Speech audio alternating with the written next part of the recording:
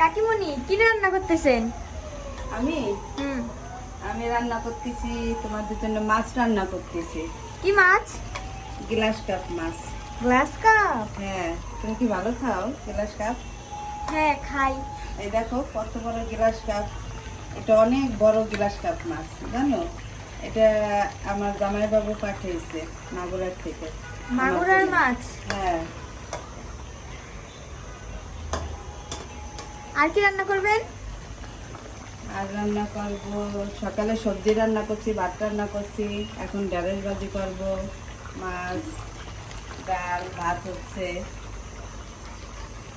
তো খেয়ে বলবে কেমন হয়েছে। হ্যাঁ। ওকে।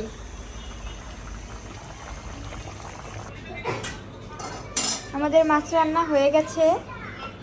দেখুন কালারটা অনেক সুন্দর এসেছে, দেখেই বোঝা যাচ্ছে যে অনেক টেস্টি হয়েছে।